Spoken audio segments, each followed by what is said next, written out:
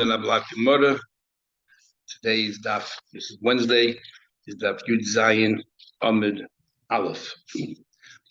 Actually, I forgot to tell you, there's a very interesting controversy based on the Gemara we learned yesterday, that Zayin and Yud Zayin Amid Aleph, very top of the page, and that is regarding an Eved Ivri who became sick. And we say up to 3 years, up to half the time, then he still finishes his full 6 years, and that's the way it is. Question is, Taisha has a whole discussion in other Rishonim. What about an employee? Taisha talks about a Malamed, that you're hiring for a contract for a certain amount of time, and they become sick. At least up to half the time. Do you still have to pay him out as if he worked, or is there a difference? And Taisha wants to make a distinction that an Eved Ivri you own, so you own the person, and they've been sick, it's your potluck, unless it's more than half the time. When it comes to a worker, you don't own the person. What you're hiring is for his work, but you're not getting it. So therefore, you don't have to pay for that time. And the whole discussion about if you have to hire somebody in their place, all that kind of stuff we learn. Okay, so we are up to the Gemara here. Tonu Rabbanan, about the 2 dots, about 13 lines from the top of the page. Tonu Rabbanan 11, we looked at one of the things you have to do. You have to pay severance pay. How much severance pay do you have to pay? We'll have a machlekes of Tanaim. So one opinion says chomesh. Rameir says chomesh sloyim. You have to pay 5 sloyim. I mean, the Torah says tanik lo. You should give them severance pay, and then it gives 3 examples: tzoncha from the sheep, megarnchon from your granary, from your grains, umikvechan from your wine. So you have to give 5 slaim for each of the 3, which is a total of 15. The bare minimum is 15 slaim. Divrei Rab Meir. Rabbi Yehuda, however, says shloishim. The bare minimum is 30. Kishloishim shel eved, like the 30 that a slave gets. If your animal gored a slave and killed him, you pay 30 shkolim for the value. And Rav Shimon says chamishim, 50. Where do you get that from? Kechamishim shebe'erchid. If you say my value will go to the base of Midrash, the highest value is 50. Now we're going to analyze all of these opinions. We learned Chamesh Slaim, Chamesh Slaim, Libra says, wow, a total of 15 Slaim from the 3 sorts mentioned in the Pasuk. To say 3, 5 of each. Why do you have to tell the total of 15? How come Mash wants to teach you? You don't need necessarily 5 from each. You can't have the less than 15 slaim. If you decide that 1 min, you'll give them 4 less slaim of sheep, but 6 of wine, no problem, less slumber. My time with the Rameir. Why does Rameir say that this is how it should be? If he learns that, it says over here that you should not let him leave your home empty, and by a pchoir as well. By pchoir it says you should not let him leave empty-handed. Right, so we're here by Eved, it says don't send him empty-handed, and we find the same thing in Pidyon Ben. It says that you should redeem your oldest son, and how much you give over there? 5 slaim, and here the Torah gives 3 different species, so a total of 15. So maybe the total is 5, the grand total. No, iksiv reikam libasayf. It would have been written reikum at the end. Those hanik tanik loy, and then it says the 3 species, and then it says don't send them empty-handed. Hash to the iksiv reikum bereishim.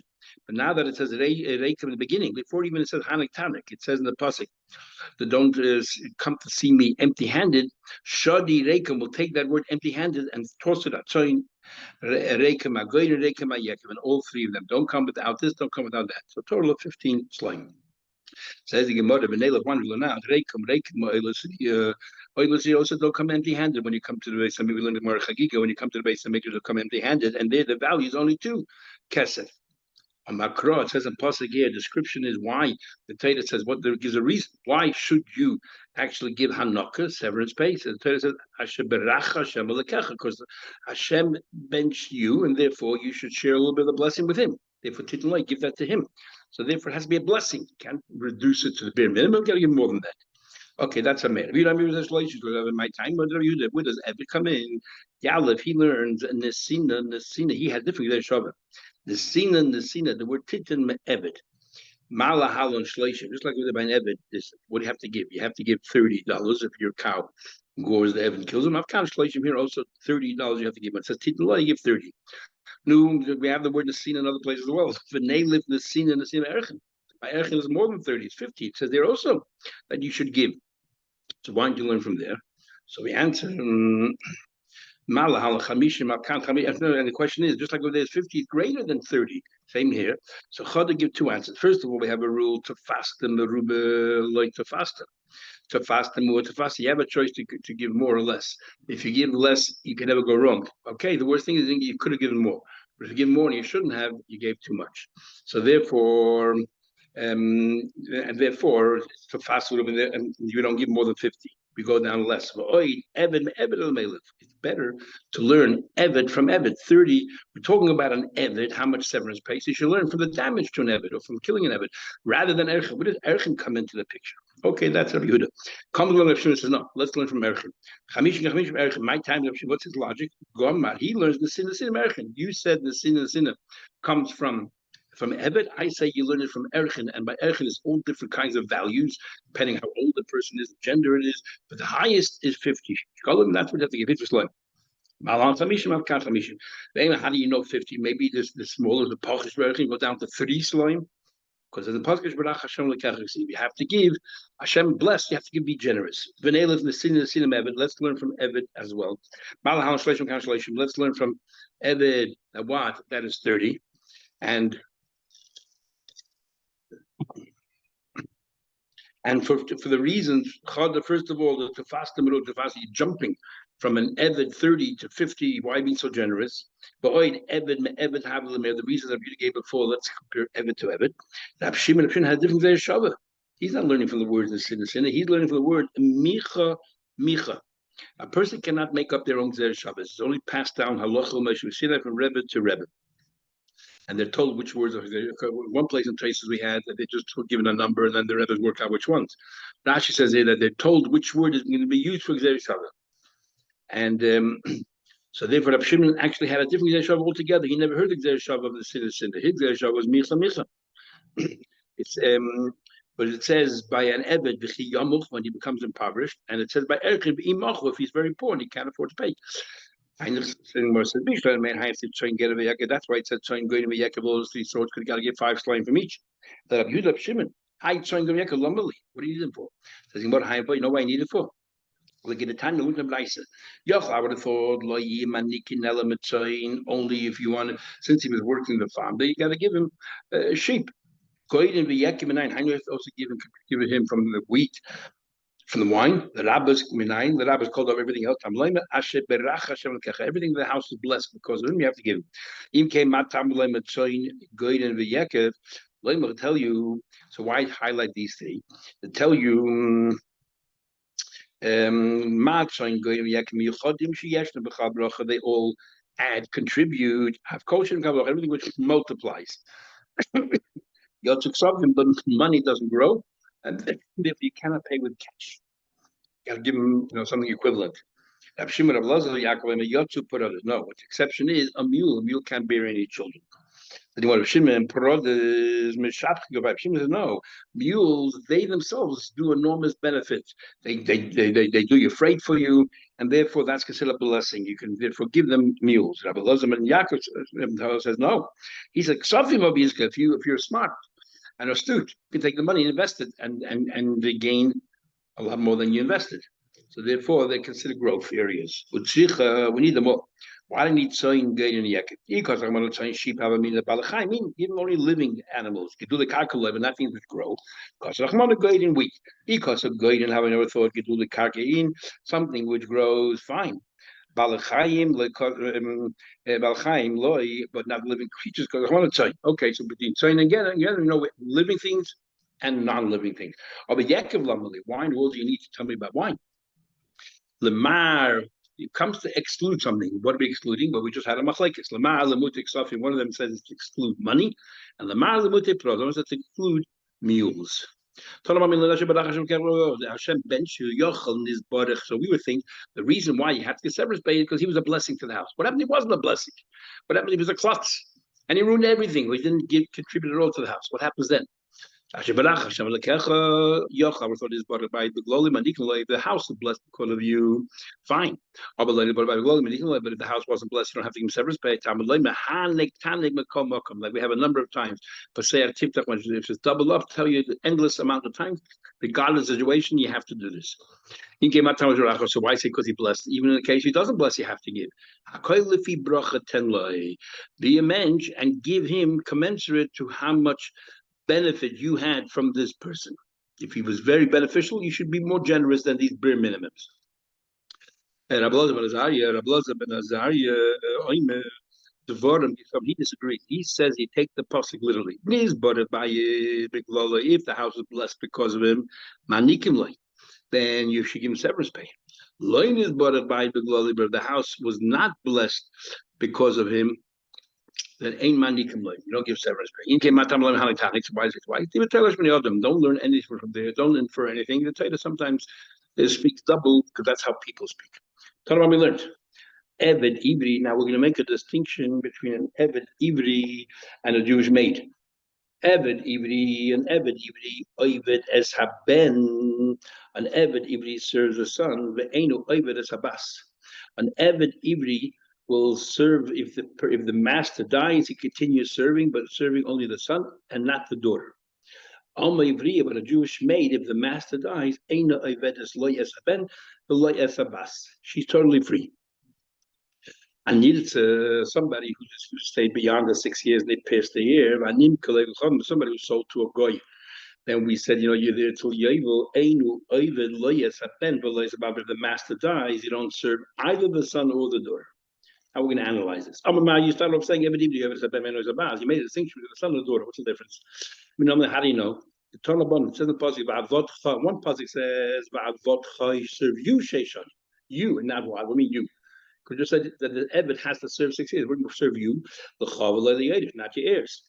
Not the heirs, maybe means not even to the son. Another pasuk says, Sheish Shanim Yavad, the Eved has to work 6 years, regardless of who he's working for.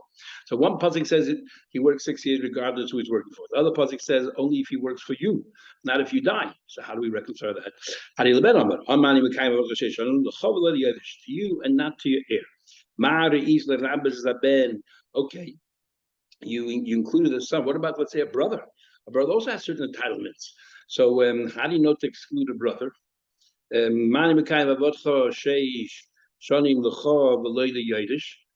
and not the Yiddish.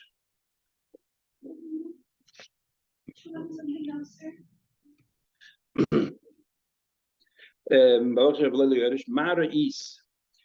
We have the two psukim, one exclude, one include. Says the Gemara, Mara is what did you see that you should include the son and exclude the brother? Why is the son closer than the brother? And the obvious question is when it comes to Yerusha, as the Rishonim ask, the son always comes before the brother. First the son yashas, if the son not available, then the brother's yasha. So what's the Gemara asking over here? Nevertheless, and Tesis wants to say, because Yerusha is shaykh to the brother. We're looking for examples where the brother has no shaykhs to at all. The brother, at least, is a line after the son. Says the Gemara. I'm including the son, she can't come tachas aviv. I'm including the son, she can't come tachas aviv. The son takes the place of the father. In where? If he has a maid, the father has to marry her. If not, he gives her the son. Or for example, if somebody donates something to Hekdesh, he can redeem it. And he can do whatever he wants. If he doesn't redeem it, someone else redeems it, then it comes Yevel, that thing gets given back to Kainim, gets distributed amongst the Kainim. You forfeit all your rights. But if your son is Yiddish, it redeems it, and it goes back to the father. So we see that only applies to a son. So there's two things there. She can come back over the yada to marry that girl, and was there chuzah. Who can marry the husband, the father's wife if he passed away without any children? Only the brother. Says the Gemara, Klum yesh yibum and ben. Only time there's yibum is when there's no son. So ha yesh ben and yibum. So when the son is around, there's never a case of yibum. Time, but so it sounds like the only reason is because we have this question. That's why we're saying the son is stronger than the brother. But But had it not been for this question about the Yibum, the brother would better. Is with tefigli the that's what it sounds like. What do you need that for? Just say the son has two. Tefigli the son has 2 points going towards him. He does the yud, the marrying the Ivri in the place of his father, and he can also redeem the property and it stays with the family. Doesn't get distributed when it comes to Yebul. Property that was given to Hegdish. So it's 2 against 1. Says the Gemara. How do we know when it comes to the achuzah that it's only the son that when he redeems it, it stays in the family, not when the brother takes it? We learn that out from that very point out because a son is closer than a brother because of Yibum. You want to tell me a brother close to Yibum? The only time that the brother is effective is when there's no son. And therefore the son is stronger. Then the Gemara continues, but Amavriya does not get passed on as part of the Yerusha, and therefore doesn't, if the master dies, doesn't serve either the son or the daughter.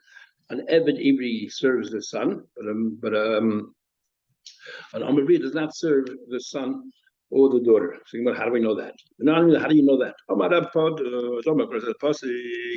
It says the passage as follows. It says that this person who wants to stay beyond the 6 years, he pairs his heir. That's called that person is a nirtza, and this person remains an ebed forever. And the afla amascha ta'asa can do the same thing to your maid. In what way? We know already that a maid does not become a nirtza. So in what way is it the same? We compare it in certain respect like a nirtza. Man nirtza, just like a nirtza. If the master dies year number 9, 10, 11, 12, he's not an asset that can just be passed on. Same thing does not get passed on to the next generation. Says that's what you want to learn, that the mosque is the same thing as the nitza that if the master dies, she's not part of Yerusha. By the way, we use another drasha, like in the Tanya, like we learned, how do you know you have to give severance pay even to a maid? The Torah doesn't say clearly. By saying to a maid also do the same, it's talking about severance pay. How do you know it's talking about severance pay? Maybe it's talking about if she wants to stay after her term is over, that she can stay beyond and have her ears pierced. When it says that if the Evid will say, I want to stay on, the male Evid, but not the female. How did it see it? I already know that she's not included. So what do you tell me then about Moshe? Can you do the same thing to Moshe? You just said that she's not included in it. Must be lahanik. What? For severance pay. So we use it for that drasha. How can you use the same thing for another drasha that she doesn't get passed on to the next generation as part of the state?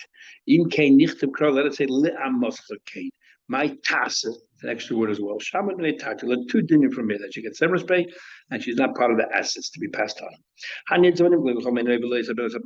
Someone has his pierced or sold to a guy, does not serve, also does not get passed on as an asset. How do I know about Nirtza? You should pierce his ear with that needle, serve forever. It says about Vodoy, you should serve him. So we darshan ben but not to the next generation if he dies. That doesn't get passed on. It says in the pasuk that you should calculate with the person who bought him and try to redeem him, and you calculate how many years he worked and how many years are left, and so on and so forth. And it says you would want to board him, as if to say not with his children. Amar says rather. The Torah, according to the Torah, the idea of inheritance, which is a din of the Torah, also applies to goyim as well, says Rav. Shenema, how do I know that? Because it says you should calculate with the goy who bought the Yiddish slave, and we darshan and not with his children. That means the Torah is acknowledging that children generally by goyim yashin the father, but not when it comes to an Eved. Beklal the Isla Yoshim. Doesn't that prove that there are Yoshim, and that a goy is a din of Yerusha by goyim as well. Gay, his father is a goy. According to the Torah, technically he's not his father. So Einu Medivid Teifer does not yashin his father with Torah. Ela Medivid Sefer only yashis with Rabban. How do I know that? It's not learn. Gay two people, 2 brothers, a Ayid and the goy yashin the father of goy. Gay the yochel, not in the estate you have avodah zarah and other things which are forbidden for the yid. So the gay has a right to tell the goy, his brother, his biological brother, as long as they didn't yet divide the estate. You know what? You take that side and I'll take this side. And that's not a problem. Yeah, you take the avodah zarah, I need mois, I'll take the money. I need pay this. You take the wine libations, and I'll take the fruits. Mishabol was given. If they divided, now he wants to start swapping. Then what you're doing is you're swapping something which is forbidden to have any benefit, and you're trying to benefit from it. That's forbidden. Awesome. Now, if you can tell me the raisa, if you tell me mahatayda, the moment the person died, automatically the inheritance gets passed on to the next generation. What's the difference if physically you took your inheritance, you didn't take inheritance? The fact is that you're swapping avodah zarah for other things. Kilei bolish usanami. He's taking the exchange of avodah zarah. El midrabanon gzeiruhu, the whole thing is midrabanon. And what's the reason?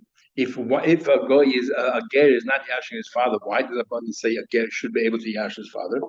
Gezeiru were worried the Ovid Rabbanon. Rabbanon made a gezerah. Shema yachzil sur, if we sort of disenfranchise or marginalize this person's father, and the fact is that he's probably attached to his father sometimes, and it'll be very he'll feel terrible that there's no longer any connection. And we're worried that even though a Yid, once you become a Yid, you can never say Yiddishkeit, but he might stop being frum and stop doing bits. It's interesting. Teresa says that he thinks that he can go away from his Yiddishkeit, as if Teresa couldn't imagine that somebody can be a Yid and not do mitzvahs anymore. But Teresa said that he mistakenly will believe that he will revert back to being a goy. And this is also the reason why many Rabbanim will tell ger, depending on the situation, that they can say shiva for their parents and so on, so that they should feel some kind of attachment and closure, and let their emotions run their course. There's a whole question here. Even if Mahatayla is Yerusha, what about the Yesh Brera? If we believe Yesh Brera, whatever we do later sorts itself out retrospectively. So all along you got the money and they got the Avodah Zarah.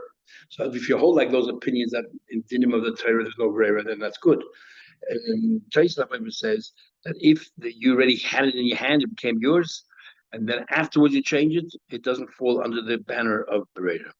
We learned, when do we say that you could go make it and swap only if you get a yashin? If they were actually partners, also you're not allowed to say you take the and I'll take the money. Oh, you becomes a ger. What about a goy? And his father was a yid, or one ger, and then the father and the son both begaya, but they're no longer halachically father and son. Ain't no limited in the and technically there's no dinim of Yerusha here at all. If you borrow money from a gesh, this guy who they won't convert it. You don't have to give it back to the children because they're no longer his kids. You're not going to get a special commendation because there's no need for it. As difficult it is to understand. But Tanya, we learned that it's a good thing and we commend you for it. Like Kasha. If you were born, if you were conceived and born as a goy and lady who became a ger, there's nothing to be gained by paying back the children when halachically they're not children.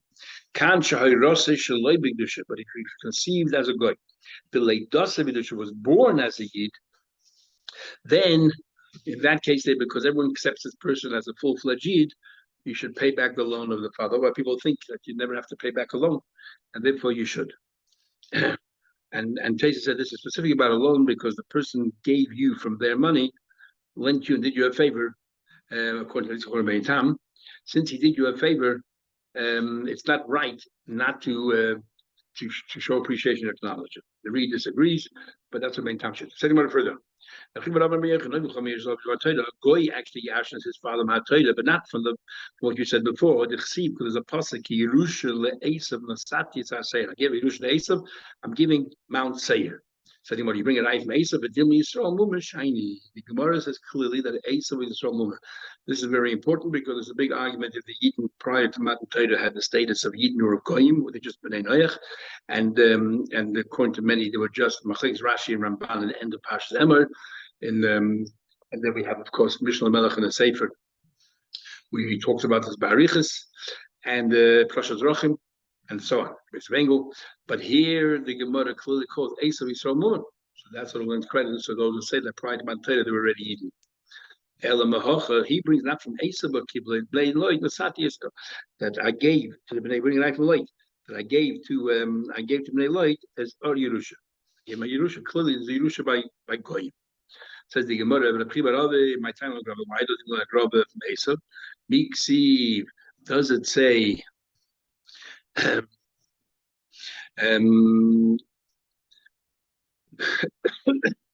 do you call it? Sorry, why do you learn? Because it doesn't say before we learned the pasuk is because you have to calculate with the owner of the Eved, and the it said daf to the owner and not to his heir. So he said normally the Arias.